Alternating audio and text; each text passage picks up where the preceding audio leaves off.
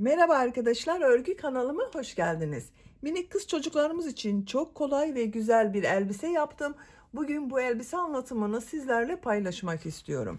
Ben bugün minik bir kız bebeğimiz için yaptım arkadaşlar bu elbise örgüsünü. Elbise örgüsünü yapacak olduğunuz çocuğun bel ölçüsüne göre zincir yaparak başlıyoruz. Ben bugün 3 aylık bir bebek için yaptım bu elbiseyi. Siz bunu 1, 2, 3, 5 her yaş çocuklarınız için yapabilirsiniz. Tek yapmanız gereken yapacak olduğunuz çocuğun beline ölçerek zincir başlamak arkadaşlar.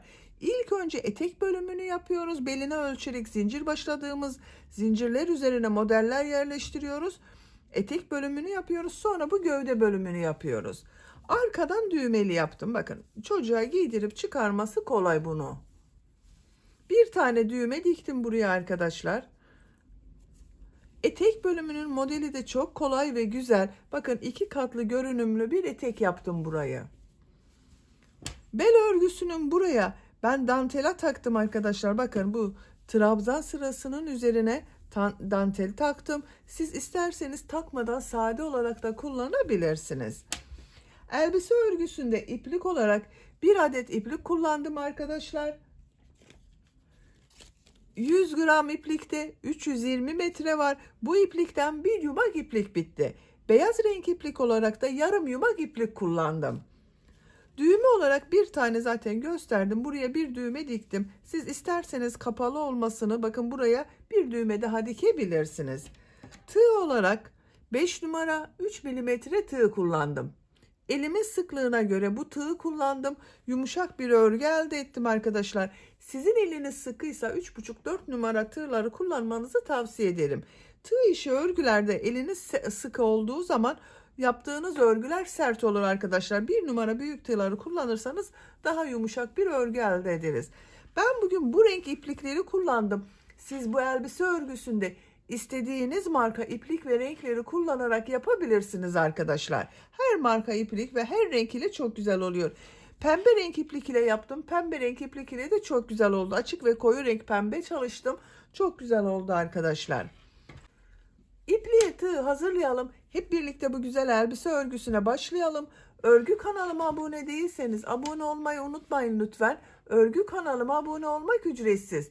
Örgü kanalıma ücretsiz abone olup orada bulunan zil şeklini dokunarak açık yaparsanız kanalıma video yüklediğim zaman ilk önce size bildirim gelir. Örgülerimden herkesten önce sizin haberiniz olur. İzlediğiniz videolarıma beğeni ve yorumlarınızı yaparsanız çok sevinirim arkadaşlar. Beğeni ve yorumlarını yaparak destek olan bütün arkadaşlara ayrıca teşekkür ederim. Hepinize kolay gelsin. İyi çalışmalar. Zincir yaparak başlıyorum. İlk ilmeği ben bu şekilde yapıyorum. Zincirleri yapmaya başlıyorum. Çok sıkı zincirler yapmıyorum arkadaşlar. Bakın. 80 zincir yapalım. 80 zincir yaptım arkadaşlar. Bakın çok sıkı zincirler yapmadım. Bu 80 zincirin kaç santimetre olduğunu ölçüyorum.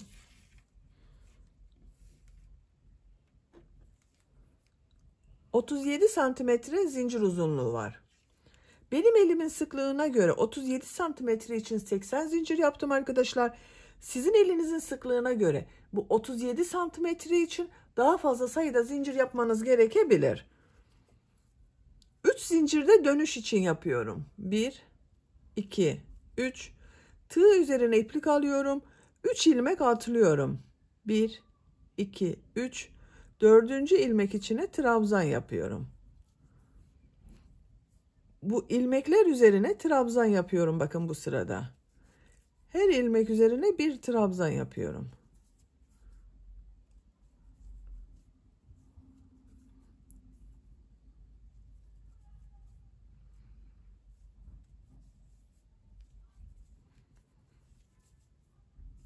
Sıra sonuna kadar devam edelim. Zincirler üzerine trabzan yaparak sıra sonuna kadar tamamladım. Beyaz renk ipliği kesiyorum.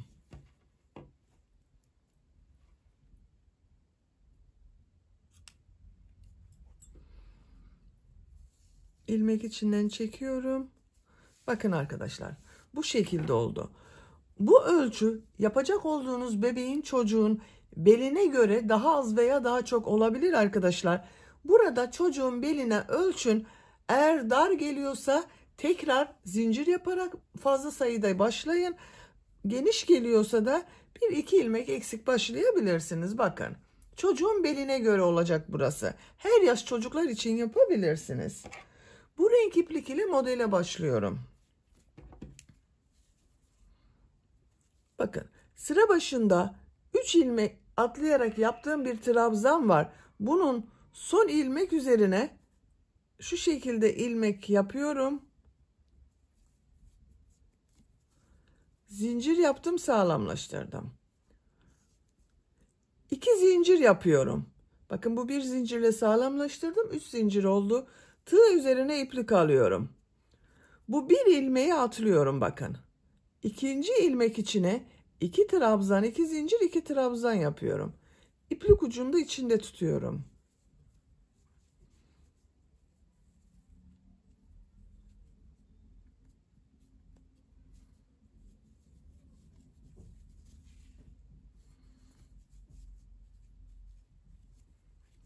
İki trabzan, 2 zincir, 2 trabzan yaptım. Tığ üzerine iplik alıyorum. 2 ilmek atlıyorum. Üçüncü ilmeğe 2 trabzan, 2 zincir, 2 trabzan yapıyorum. Bu sırada modellerin hepsini yerleştiriyoruz. Bakın aynı ilmek içine yapıyorum arkadaşlar.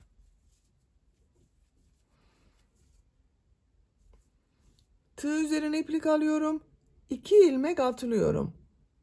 Üçüncü ilmeğe 2 trabzan, 2 zincir, 2 trabzan yapıyorum.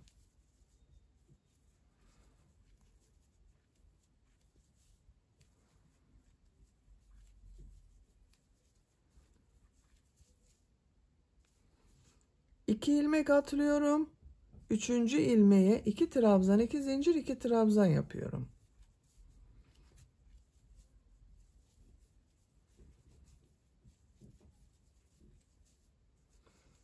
Bakın bu şekilde oluyor. Sıra sonuna kadar devam edelim.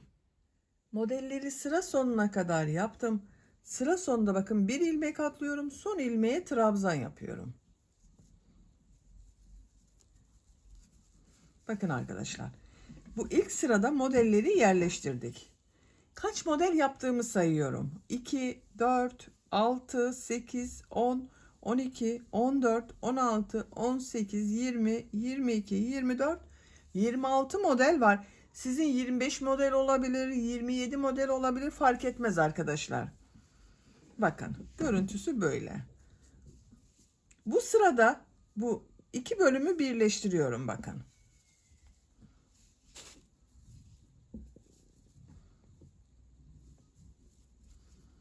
Şu şekilde birleştiriyorum. Siz bunu daha büyük çocuk için yapıyorsanız bir sıra daha model sırası yaptıktan sonra birleştirirseniz daha geniş olur arkadaşlar. İlmek kaydırma yaparak model ortasına geçiyorum. 3 zincir yapıyorum. Bir trabzan yapıyorum. Bir sıra daha 2 trabzan, 2 zincir, 2 trabzan yapacağız. Bakın 2 zincir yapıyorum.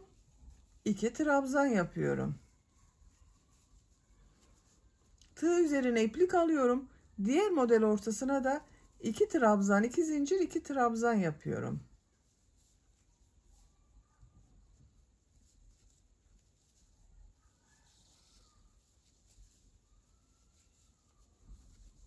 Bakın bu şekilde. Diğer model ortasına da aynı şekilde 2 trabzan, 2 zincir, 2 trabzan yaparak devam ediyoruz. Sıra sonuna kadar devam edelim. İkinci model sırasını sıra sonuna kadar tamamladım bakın arkadaşlar. Bu son modeli de yine 2 trabzan, 2 zincir, 2 trabzan yaptım. İlk yaptığım bu modeli ilmek kaydırma yaparak birleştiriyorum. Sıra başında bakın 3 zincir yaparak bir trabzan yaptım. Bunun 3. zincir üzerine tığ takıyorum. İlmek aldım, ilmek kaydırma yapıyorum. Bakın sırayı birleştirdim. 3. model sırasındayım. İlmek kaydırma yaparak model ortasına geçiyorum bakın. Model ortasındayım. 3 zincir yapıyorum. Bir trabzan yapıyorum. 2 zincir yapıyorum. 2 trabzan yapıyorum.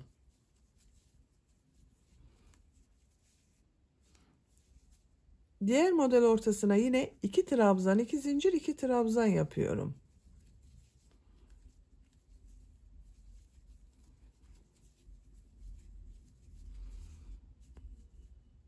Sıra sonuna kadar devam edelim. Sıra sonuna kadar tamamladım. Son modeli ilk yaptığım model ile ilmek kaydırma yaparak birleştiriyorum.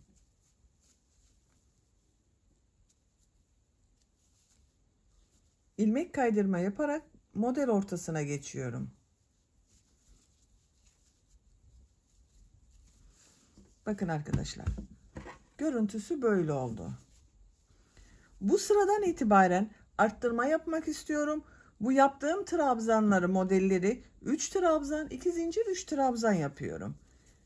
3 zincir yapıyorum. 2 trabzan yapıyorum. Bu yaptığım 3 zincirle birlikte bakın 3 trabzan oldu. 2 zincir yapıyorum. 3 trabzan yapıyorum.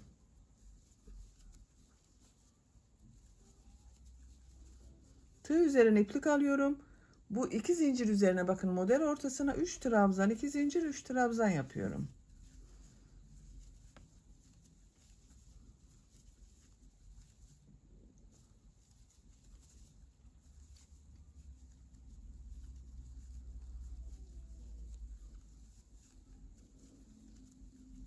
Üç trabzan, 2 zincir, 3 trabzan yaptım. Buraya da 3 trabzan, 2 zincir, 3 trabzan yapıyorum.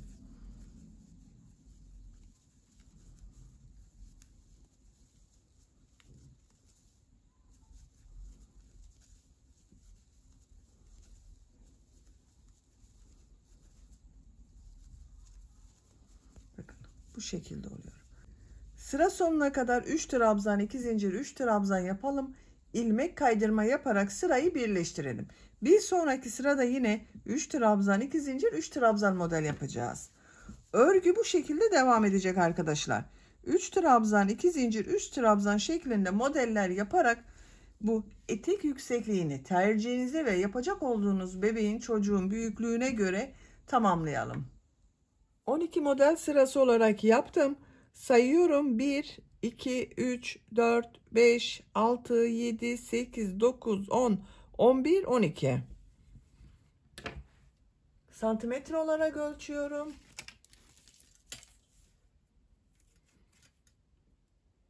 17 santimetre yükseklik var arkadaşlar. Burada bitirmiyorum. Buraya farklı bir model yapıyorum aynı renk ile. İlmek kaydırma yaparak model ortasına geçiyorum. 3 zincir yapıyorum. 2 trabzan yapıyorum.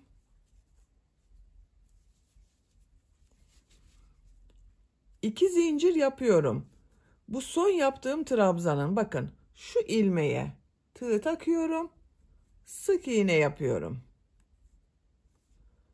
Tığ üzerine iplik alıyorum. Buraya 3 trabzan yapıyorum.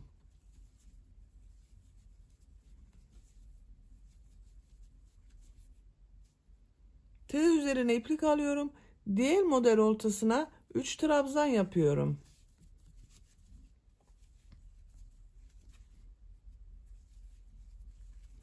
Şimdi bu küçük pıtırcık modelini yapacağız yine. 2 zincir yapıyorum. Bakın son yaptığım bu trabzanı, bakın şurada ilmek var. Bu ilmeğe tığ takıyorum. İlmek aldım. İplik alıyorum. İkisini içinden çekiyorum. Bakın minik model yapıyorum. 3 trabzan yapıyorum.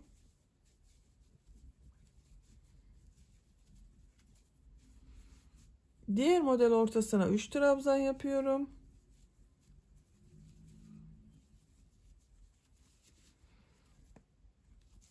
İki zincir yapıyorum. Model yapıyorum bakın buraya. 3 trabzan yapıyorum.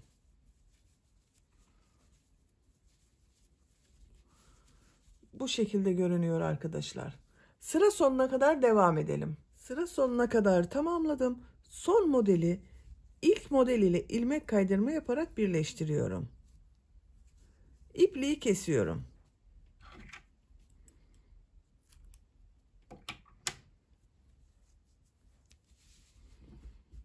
Bakın arkadaşlar, etek ucu bu şekilde oldu. Şimdi beyaz renkli iplik ile burada yaptığım modellerden yapacağız. Bakın, beyaz renkli iplik kullanıyorum.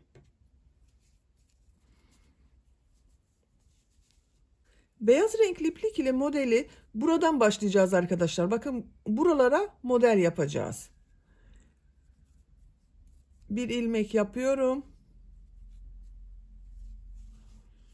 Bakın şu şekilde geriye çevirdim. Buraya ilmek yaptım. 3 zincir yapıyorum.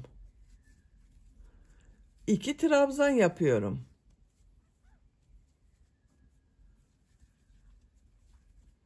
2 zincir yapıyorum. Aynı yere 3 trabzan yapıyorum.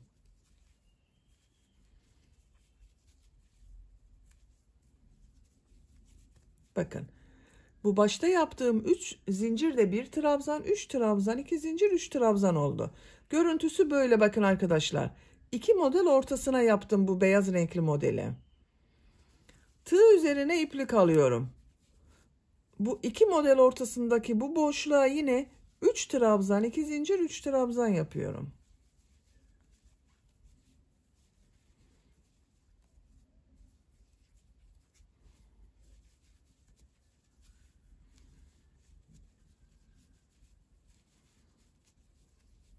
Tığ üzerine iplik alıyorum.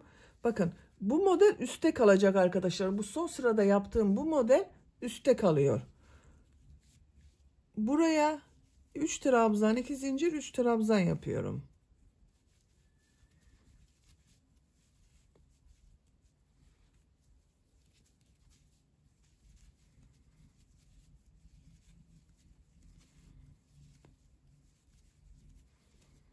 Bakın, buradan görüntüsü böyle, diğer taraftan görüntüsü böyle. Düz tarafı burası oluyor. Bakın, sıra sonuna kadar devam edelim.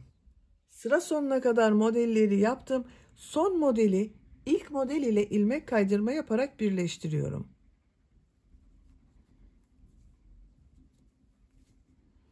İlmek kaydırma yaparak model ortasına geçiyorum.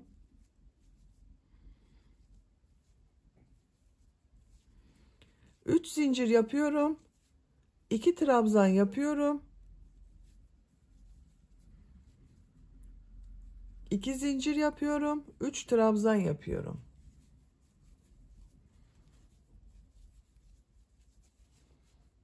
Model ortasına 3 trabzan, 2 zincir, 3 trabzan yapıyorum.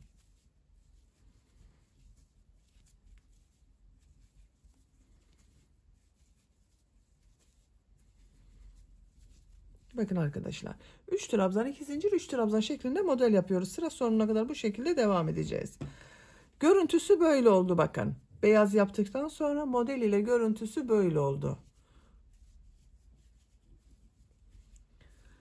Sıra sonuna kadar devam edelim. İlmek kaydırma yapalım, sırayı birleştirelim. Bir sonraki sıraya yine 3 trabzan, 2 zincir, 3 trabzan yapalım. Birkaç sıra bu şekilde beyaz renk iplik ile modellere devam edelim. Beyaz renk iplik ile 3 model sırası yaptım. 1, 2, 3. Son sırada bakın, ilmek kaydırma yaparak sırayı birleştirdim. Görüntüsü böyle oluyor arkadaşlar. Son sırayı yapıyoruz. Son sırada burada yaptığım gibi pıtırcıklı model yapıyorum. Bir zincir yapıyorum. Tığ üzerine iplik alıyorum. Bu 2 zincir üzerine 3 trabzan yapıyorum.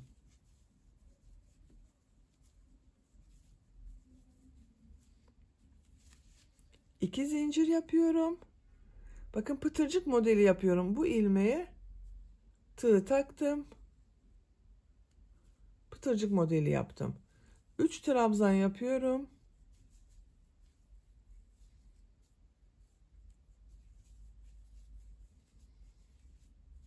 Bir zincir yapıyorum. Bu 2 model ortasına sık iğne yapıyorum. Bir zincir yapıyorum. Buraya yine pıtırcıklı model yapıyorum. Bakın, 3 trabzan.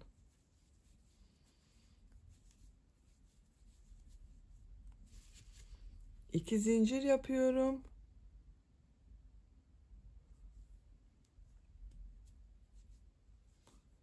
Tekrar tekrar 3 trabzan yapıyorum.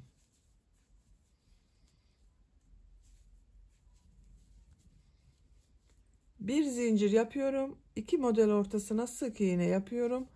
Bir zincir yapıyorum. Diğer model ortasına yine model yapıyoruz arkadaşlar. Bakın görüntüsü böyle oluyor. Sıra sonuna kadar devam edelim. Modelleri sıra sonuna kadar tamamladım. Bir zincir yapıyorum.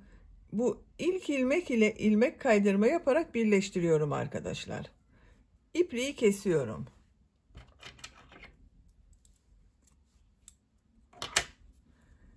İlmek içinden çektim. Bakın etek bölümü bu şekilde oldu. Çok güzel oldu.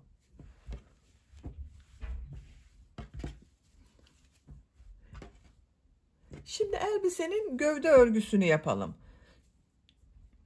Gövde örgüsüne buradan başlıyorum. Bakın beyaz renk iplik ile trabzan sırası yaptığımız sıraların üzerine trabzanlar yapacağız. Buradan başlıyorum arkadaşlar. İpliği bağlıyorum. İlk ilmek üzerine trabzan yapmak için zincir yapıyorum. Üst zincir yapıyorum. Bakın bu üst zincirde bir trabzan, ikinci ilmeğe trabzan yapıyorum. Diğer ilmeklere trabzan yaparak devam ediyorum. Bu bel örgüsünün buraya 80 trabzan yaptık arkadaşlar. Bu sırada da 80 trabzan yapacağız. Sıra sonuna kadar devam edelim. İlmekler üzerine trabzan yaparak sıra sonuna kadar tamamladım. Bu bir sıra üzerinde 80 trabzan var arkadaşlar. Bir zincir yapıyorum, örgüyü çeviriyorum. İlk ilmek üzerine trabzan yapıyorum. Diğer ilmeklere trabzan yaparak devam ediyorum.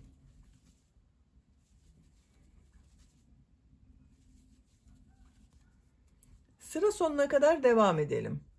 Sıra sonuna kadar yaptım. Bu bir sıra üzerinde 80 trabzan var. Bir zincir yapıyorum, örgüyü çeviriyorum. İlk ilmeğe trabzan yapıyorum. Diğer ilmeklere trabzan yapıyorum.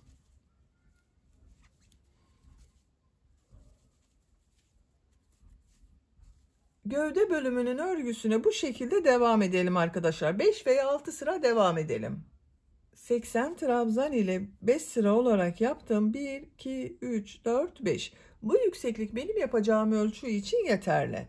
Ben bugün 3 aylık bir bebek için yapıyorum. 5 sıra yaptım arkadaşlar. Siz 6-12 aylık bir bebek için yapıyorsanız bunu 6 sıra olarak devam edebilirsiniz. Şimdi ön ve arka bölümleri ayıracağız arkadaşlar.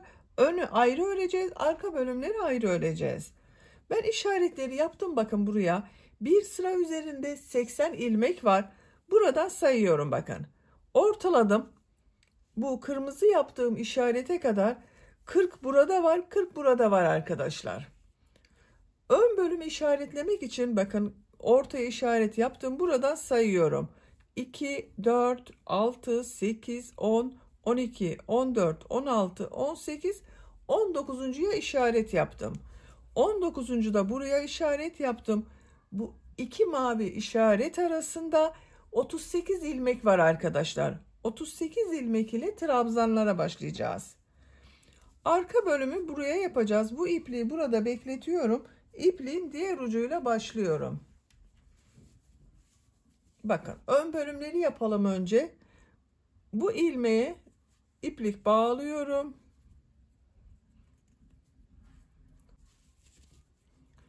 Bu işaret yaptığım bakın ilmekten bir ilmek yapıyorum. Bu 38 ilmekten arkadaşlar bir ilmek burada keseceğiz. Bir ilmekte sıra sonunda keseceğiz. Kesmeyi bakın aynı ilmeğe trabzan yapmayacağız. Öyle kesilecek bu ilk yerde. Bakın bu ilk ilmeği atlıyorum. İkinci ilmeğe trabzan yapıyorum. Diğer ilmeklere trabzan yapıyorum. Sıra sonunda yine bir kesme yapacağız arkadaşlar. Sıra sonunda 2 ilmek kalasıya kadar devam edelim. Sıra sonuna kadar yaptım. Bakın sıra sonunda işaretle birlikte 2 ilmek var arkadaşlar. Bu 2 ilmeği birlikte trabzan yapıyorum. Bakın bekletiyorum. Tığ üzerine iplik aldım. Trabzan yaptım. Bakın bu ikisini birlikte yaparak tek ilmek yaptım buraya. Bir zincir yapıyorum. Örgüyü çeviriyorum. İlk ilmek üzerine trabzan yapıyorum. Diğer ilmeklere trabzan yaparak devam ediyorum. Sıra sonuna kadar devam edelim. Sıra sonuna kadar yaptım. Bu bir sıra üzerinde 36 trabzan var arkadaşlar. Bir zincir yapıyorum, örgüyü çeviriyorum. İlk ilmek üzerine trabzan yapıyorum.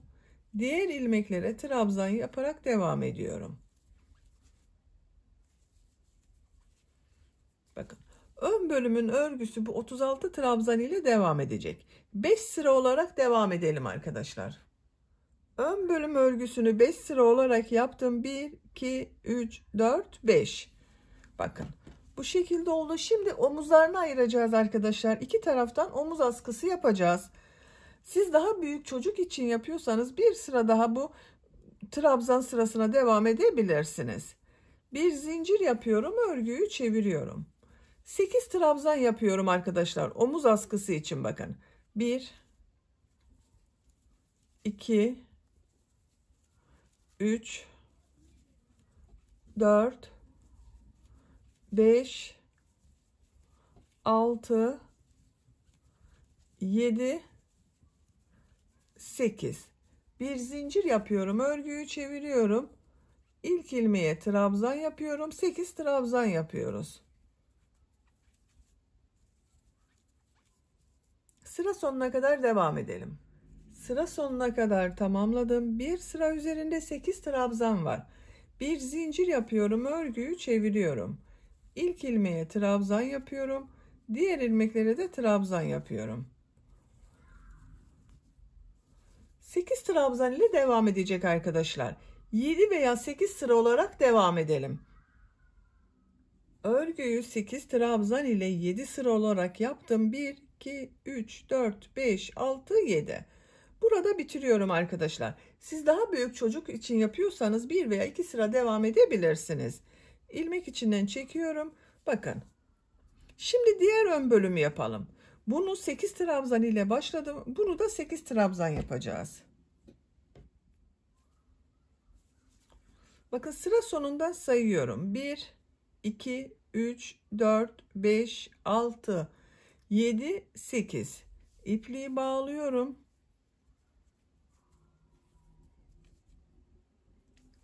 İlmek yapıyorum. Bir trabzan yapıyorum bakın buraya. 8 trabzan yapıyorum. 2, 3, 4, 5, 6, 7, 8. 8 trabzan yaptım. Bir zincir yapıyorum. Örgüyü çeviriyorum. İlk ilmek üzerine trabzan yapıyorum. Diğer ilmekleri de trabzan yapıyorum. Sıra sonuna kadar devam edelim. Sıra sonuna kadar tamamladım. Bir sıra üzerinde 8 trabzan var. Bir zincir yapıyorum. Örgüyü çeviriyorum. İlmekler üzerine trabzan yapıyorum. Bu askı örgüsünde yaptığımız gibi 7 sıra olarak tamamlayalım arkadaşlar. Ön bölüm askısını 8 trabzan ile 7 sıra yaptım. İpliği kestim arkadaşlar.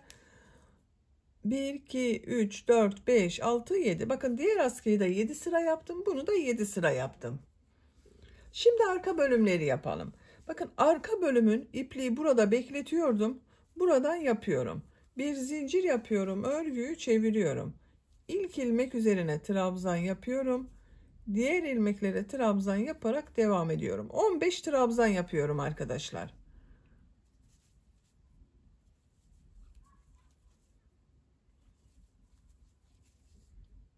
Arka bölüm için 15 trabzan yaptım. 2, 4, 6, 8, 10, 12, 14, 15. Bir zincir yapıyorum. Örgüyü çeviriyorum. İlk ilmeğe trabzan yapıyorum. Diğer ilmeklere de trabzan yapıyorum.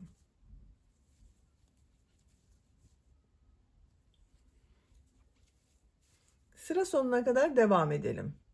Sıra sonuna kadar yaptım. Bir sıra üzerinde 15 trabzan var. Bir zincir yapıyorum, örgüyü çeviriyorum. İlk ilmeğe trabzan yapıyorum. Diğer ilmeklere trabzan yapıyorum. Bu bölüm 15 trabzan ile devam edecek arkadaşlar. 5 sıra olarak tamamlayalım. Arka bölüm örgüsünü 15 trabzan ile 5 sıra yaptım. 1, 2, 3, 4, 5. Şimdi askıları yapacağız. Bu ön bölümde yaptığım gibi 8 trabzan ile askı yapacağız arkadaşlar. Bir zincir yapıyorum. Örgüyü çeviriyorum. İlk ilmeğe trabzan yapıyorum. 8 trabzan yapıyorum. 1, 2, 3, 4, 5, 6, 7, 8. Bir zincir yapıyorum. Örgüyü çeviriyorum. İlk ilmeğe trabzan yapıyorum. Diğer ilmeklere trabzan yapıyorum. Sıra sonuna kadar devam edelim. Sıra sonuna kadar yaptım. Bir sıra üzerinde 8 trabzan var. Bir zincir yapıyorum. Örgüyü çeviriyorum. İlk ilmeğe trabzan yapıyorum. Diğer ilmeklere trabzan yapıyorum. Bu şekilde devam edecek arkadaşlar. Bakın ön bölümleri 7 sıra yaptım. Arka bölümü de 7 sıra yapıyoruz. Bu 8 trabzan ile 7 sıra olarak tamamlayalım. 8 trabzan ile 7 sıra yaptım. 1, 2, 3, 4, 5, 6, 7. Ön bölümde de 7 sıra yaptım. Arka bölümde de 7 sıra yaptım arkadaşlar. Şimdi bu ön bölüm ile arka bölümü birleştireceğiz. Bakın. Şu şekilde. İlmek kaydırma yaparak birleştiriyorum. İpliği bakın kesmedim. Burada bekletiyorum. Ön bölümün bu ilmeğe tığ takıyorum. İlmeği içinden çekiyorum.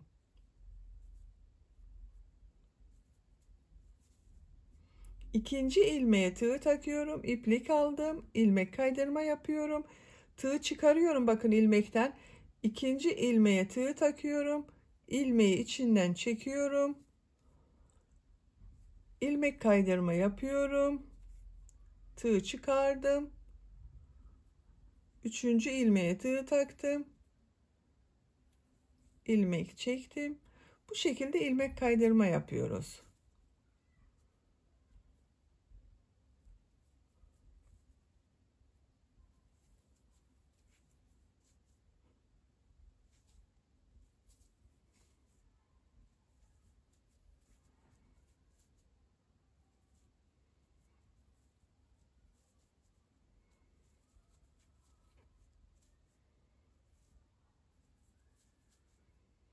Bakın son ilmeğe ilmek kaydırma yapıyorum.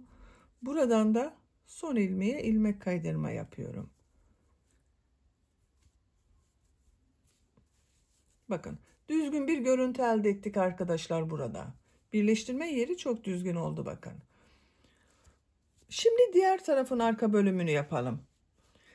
Bakın bunu 15 trabzan ile yaptım. Bunu da 15 trabzan yapacağız. Bu başlangıçtan sayıyorum. 1, 2, 3, 4, 5, 6, 7, 8, 9, 10, 11, 12, 13, 14, 15. İpliği bağlıyorum. İlmek yapıyorum. Bir zincir yaptım, sağlamlaştırdım. Bakın trabzan yapıyorum. İlk ilmeğe de trabzan yapıyorum. 15 trabzan yapıyoruz arkadaşlar. Her ilmek üzerine trabzan yapıyorum.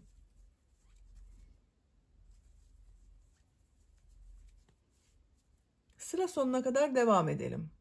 Sıra sonuna kadar tamamladım. Bakın bir sıra üzerinde 15 trabzan var. Bir zincir yapıyorum. Örgüyü çeviriyorum. İlk ilmek üzerine trabzan yapıyorum. Diğer ilmekler üzerine trabzan yapıyorum.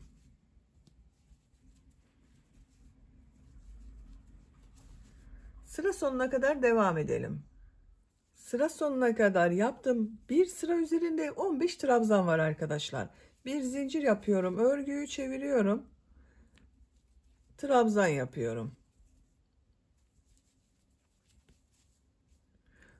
Bu 15 trabzan ile 5 sıra yapacağız. Bakın burada 5 sıra trabzan sırası yaptım. Bunu da 5 sıra olarak tamamlayalım. 15 trabzan ile bakın 5 sıra yaptım. 2, 4, 5. Burada da 5 sıradan sonra askılarını yaptım arkadaşlar. Şimdi askılarını yapacağız. Askıyı 8 trabzan ile yaptım. Buradan 7 ilmek kaydırma yapıyorum. Sıra sonunda 8 trabzan kalasıya kadar. Bir zincir yapıyorum. Örgüyü çeviriyorum. İlmek kaydırma yapıyorum. 3 4 5 6 7. Buradan ilmek sayıyorum bakın. 1 2 3 4 5 6 7 8. Tığ üzerine iplik alıyorum. Bu ilk ilmek üzerine trabzan yapıyorum. 8 trabzan yapıyorum.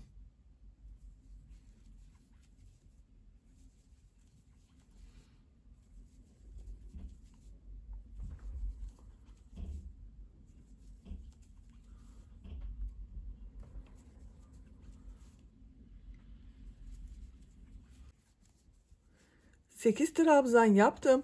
Bir zincir yapıyorum. Örgüyü çeviriyorum. İlk ilmek üzerine trabzan yapıyorum. Diğer ilmeklere trabzan yapıyorum. 8 trabzan yapıyoruz.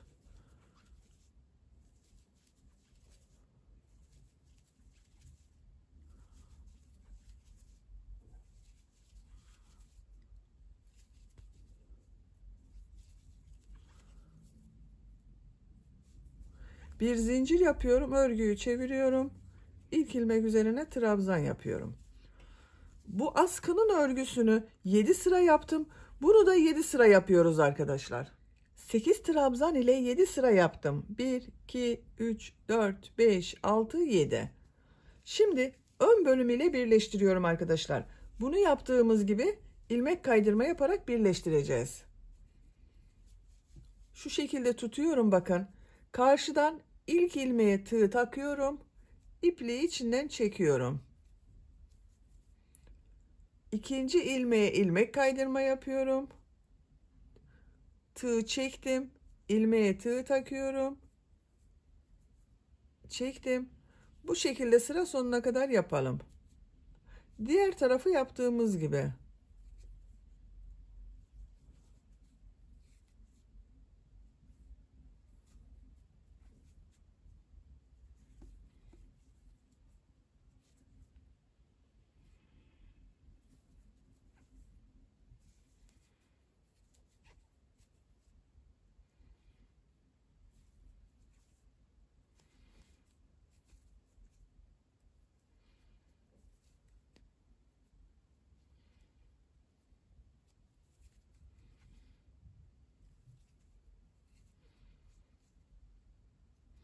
Son ilmeği de bakın ilmek kaydırma yapıyorum.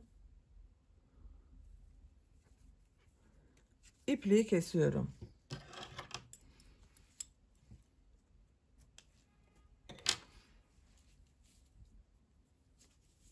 Bakın arkadaşlar, burayı da birleştirdik. Elbisenin görüntüsü böyle oldu bakın. Şimdi kol çevresinde pıtırcık modelleri yapıyorum. Etek bölümünü yaptığım renk ile yapıyorum. Kol altından herhangi bir yerden başlayabilirsiniz. Bakın ben buradan başlıyorum.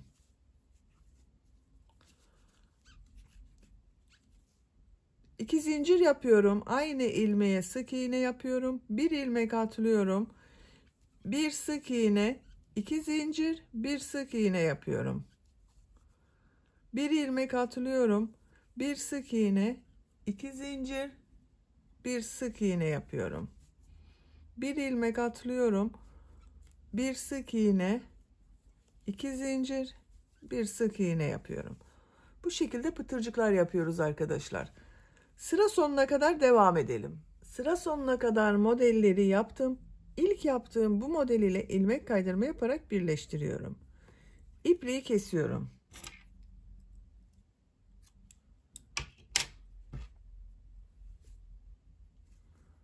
İlmek içinden çektim. Bakın arkadaşlar, kol örgüsü böyle oldu. Diğer kol örgüsünü de ben yaptım. Siz de diğer kol örgüsünü aynı şekilde başlayıp yapabilirsiniz. Kolları bitirdik. Şimdi yaka çevresinde de pıtırcık modelleri yapıyorum.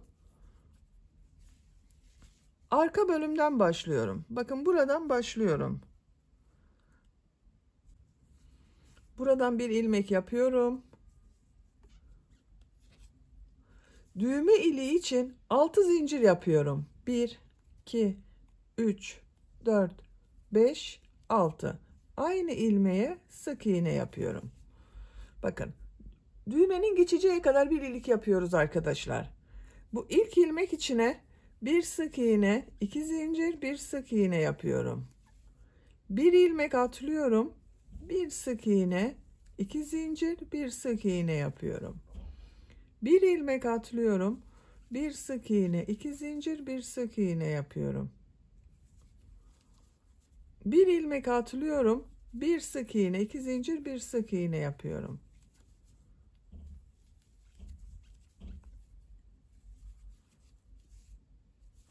Yakanın diğer ucuna kadar bu şekilde pıtırcık modelleri yaparak devam edelim.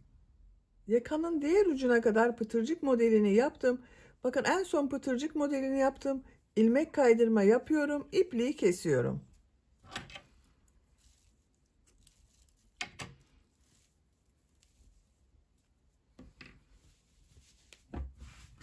Bakın arkadaşlar buradan başladım. Yaka çevresinde pıtırcık modelleri yaptım.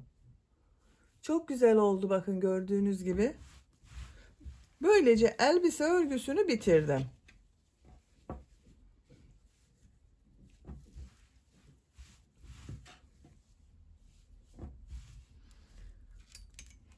Ölçülerini söylüyorum. Bakın bel örgüsünün buradan genişliğini ölçüyorum. 22 santimetre.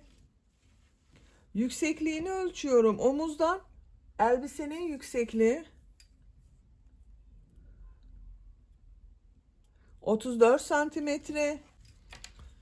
Ben bugün bu elbiseyi 3 aylık bir bebek için yaptım arkadaşlar. 0-3 ay için uyumlu bir ölçü oldu. Bakın çok güzel oldu. Buraya da düğmesini dikeceğiz. Artık elbise kullanıma hazır. Ben bir düğme dikmeyi istiyorum. Siz isterseniz 2 düğme de yapabilirsiniz buraya. İplik olarak bir yumak iplik bitti arkadaşlar. Bakın bu kaldı. Beyaz renk iplik olarak da yarım yumak iplik kullandım. Beni dinlediğiniz ve izlediğiniz için hepinize çok teşekkür ederim. Örgü kanalıma abone değilseniz abone olmayı unutmayın lütfen. Örgü kanalıma abone olmak ücretsiz. Örgü kanalıma ücretsiz abone olup orada bulunan zil şeklini dokunarak açık yaparsanız kanalıma video yüklediğim zaman ilk önce size bildirim gelir. Örgülerimden herkesten önce sizin haberiniz olur. Videolarıma beğeni ve yorumlarınızı yapmayı unutmayın lütfen arkadaşlar. Beğeni ve yorumlarını yapan bütün arkadaşlara ayrıca teşekkür ederim. Sizlerle yeni örgülerde görüşmek dileğiyle. Hoşça kalın, sevgiyle kalın.